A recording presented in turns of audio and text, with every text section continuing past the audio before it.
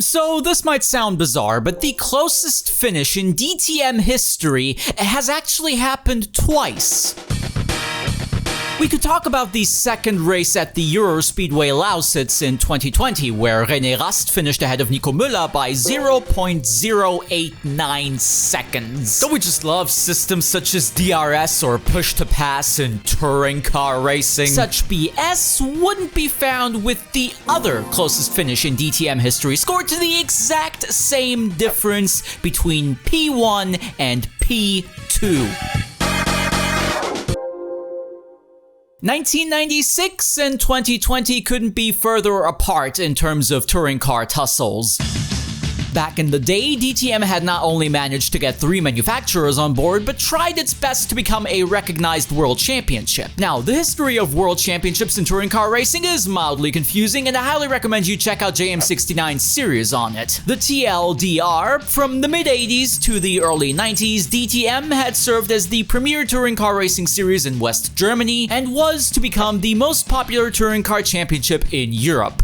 Sorry, Britain. We'd reached a stage where Class 1 cars had developed into beasts rivaling Grand Prix technology. Traction control? Got it. ABS? Got it. Movable aero? Of course. Adjustable weights in car to balance your machine on track? You betcha. Tire wars? Of course. 4-wheel drive? Absolutely.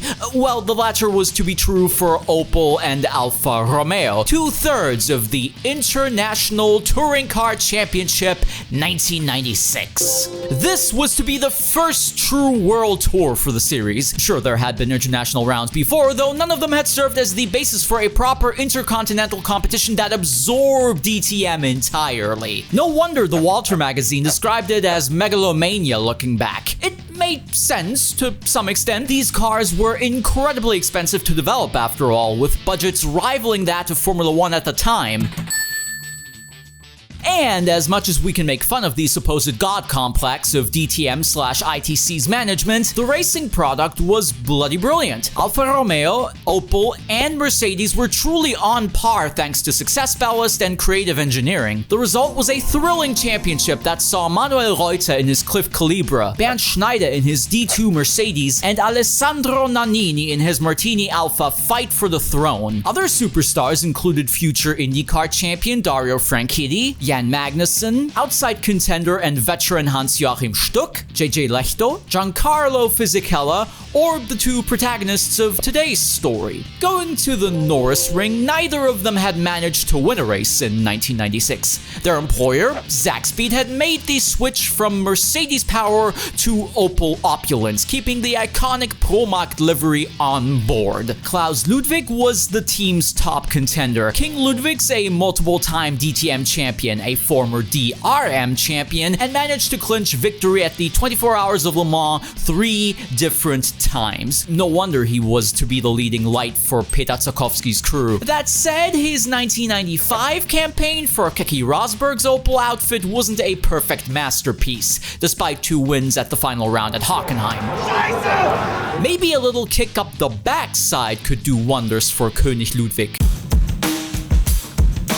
Enter young hotshot Uwe Alzen. His career path couldn't be further from that of triumphant racing royalty. Where Klaus had been winning and wheeling in top-class motorsports since the early 70s, Uwe's path had started on his family's chicken farm, racing questionable Porsche contraptions at the Nordschleife in his early years. Bit by bit, he scratched and clawed his way up the ladder of Zuffenhausen's Cup championships, earning both national trophies and recognition from the likes of Mercedes. 3 years in DTM under the stars of Stuttgart were to follow for the 1991 and 1992 Carrera Cup champion, trying his best to earn a top cockpit within the ranks of the brand.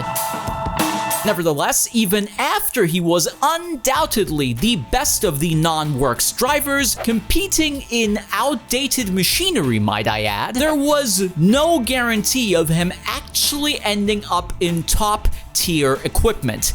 That's when Opel came calling. The offer? Racing a revolutionary Opel Calibra for Zakspeed, teaming up with one of Germany's touring car icons. How could you decline such an opportunity?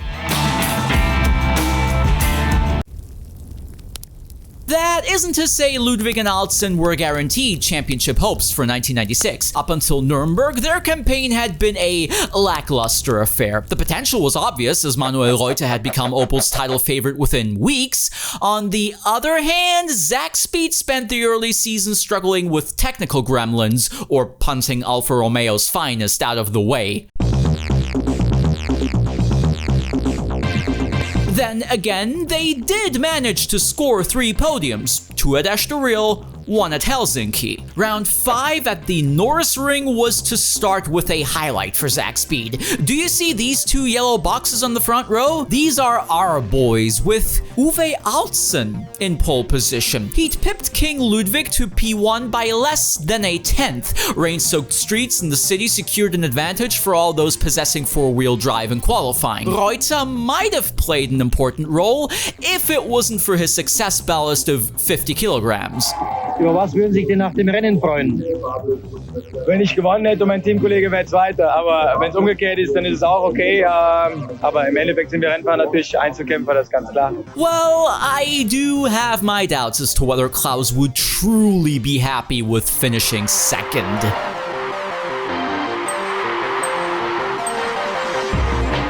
Race 1, 44 laps to go, and Ludwig gets past his teammate, the Black Cliff Calibra of Reuter, behind in second. Und Reuter hat die Haube verloren bei dieser Aktion. Die Haube segelt ins Feld hinein. Der muss ganz sicher an die Box. To the surprise of Burkhard Bechtel, co-commentator KK Rosberg, and most of the audience, he didn't. In fact, he'd try his best to keep Uwe Altzen behind, yet the Zakspeed Opel managed to pass the championship leader rather easily on lap 3. As much as Mercedes and Alfa might serve as worthy competitors, Reuter bottlenecks most of the chasing pack behind him, so both Ludwig and Altzen managed to escape. There were no mandatory pit stops either, so all Zakspeed had to do now was manage the gap and make sure nothing incompetent happened. Only problem being, King Ludwig seems to have recognized Uwe as a threat to his royal position. This was to be their first potential clash, and according to Uwe's latest interview on the Alte Schule podcast, His Highness was fuming to the pits. "Keep that f***ing terrier off of me," he allegedly said. Stefano Modena and JJ Lehto passed Manuel Reuter in the meantime, though the gap between the Alfa Romeo and the 2 Zakspeeds had become substantial. Der Ludwig Altzen sind mittlerweile schon 7 Sekunden vom Modena weggefahren. Also kann deren Doppelsieg hier praktisch nur ein technischer Defekt oder gegeneinander raten verhindern. Ja, Ludwig hat angefangen schon Kampflinie zu fahren, um den Teamkollegen zu zeigen, freiwillig lässt er ihn nicht vorbei. Altzen wird eindeutig etwas nervöser und möchte gerne. Und es kann ja sein, dass wir hier noch was erleben. Uwe was a smart cookie. He did have a ruthless streak in him, sometimes a bit unhinged out on track. Yet, we're talking about one of his mentors and one of his all-time racing idols, somebody whom he'd admired back in the 70s and 80s when Ludwig was in his prototype prime. To me, Klaus was the greatest touring car and sports car driver ever. Just like others had Ayrton Senna as their role model, Klaus was mine. Furthermore, Klaus Ludwig was the undisputed #1 at Zakspeed, no matter how much Altzen might have felt shafted, or how much His Highness might have worried about the youngster's ambitious attitude. His top speed also came into play, as Kiki Rosberg pointed to Ludwig's rear ring being of the same spec as that of Manuel Reuter. This little appendage was to ensure less drag down the straights, and if things go wrong at the Norisring, they go horrendously wrong. Just ask our Cliff Bar boy how his afternoon is going. So, as close as Uwe Altzen would get, as often as he'd show himself in the mirrors of Ludwig's car, as hard as he'd spook his elder into the hairpin from time to time, he'd stay a subservient successor to his position, securing the first Zakspeed 1-2 of the season. Yes, the closest finish in DTM history was a somewhat orchestrated affair for the benefit of those with flash photography. Opel sports boss Wolfgang Peter Flor was thrilled. Christoph Stuck ist hervorragend gefahren. Der Altzen ist zum Schluss etwas eingebremst worden, sonst hätte er versucht zu überholen. Der Klaus Ludwig ist souverän gefahren. Opel hat gewonnen und das nur dazu in Bayern. Was Besseres kann nicht passieren. Manuel, was ist passiert? Das Ding ist da oben runtergefallen. Ich dachte, das Ding da oben. Hier sind die ganzen Tafeln. Ja. Genau aufs Knie. Somebody had managed to knock a billboard off of the pit scaffolding, which made its way directly onto the knee of Opel's golden boy. Still, he persisted through the pain, taking part in round 2 of the day. Banana number 1 and banana number 2 were to start on the front row, as they'd managed to win the race earlier. That was the AMG Mercedes of Dario Franchitti, coming this close to ruining Uwe Alzen's second race of the day. Well, let's just hope that Dario can put himself back together after that mistake, and never mind. Once again, Ludwig and Alzen dominated, with no real competition in sight. Others encountered problems with their brakes, and by others I mean most of the f***ing Alfa Romeos. Other than privateer Gianni Giudici, none of them would manage to actually finish the race. Grazie, grande macchina. Alzen stuck to his role as a loyal servant, playing the team game. Lehto, Stuck, and Reuter completed an Opel top 5 lockout. Rüsselsheim had truly taken over.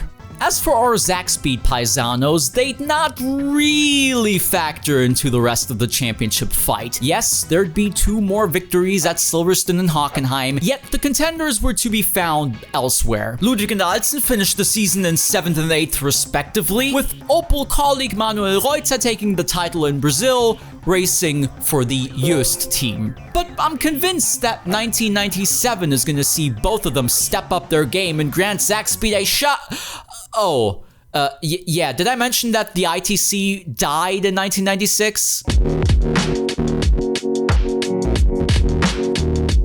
Ludwig went on to race for Mercedes in the GT World Championship, whereas Uwe made his way into the world of super touring cars. Yes, he'd also run at Le Mans. Yes, he'd return to DTM when the series was brought back in 2000. Yes, he'd win quite a few races for Opel and Mercedes. However, he was never going to succeed Ludwig on top of the game. Bernd Schneider was to take that spot as the new Mr. DTM. The uncompromising Alzen found himself in a few heated debates with his employers over the years. Let's just call him an honest character, for better or for worse. He'd learned a lot from Ludwig, which in turn translated into him playing more mind games with teammates or improving his secretive setup work. Yet, he'd never truly get the chance to shine as the new king of touring cars. But maybe that's another story for another day. If anything, the closest finish in DTM history remains a remarkable triumph for Opel, a level of dominance they'd never reach again. And unless Stellantis decides to bring the band back together, I doubt we're gonna see a comeback of monsters such as the 4-wheel drive Calibra.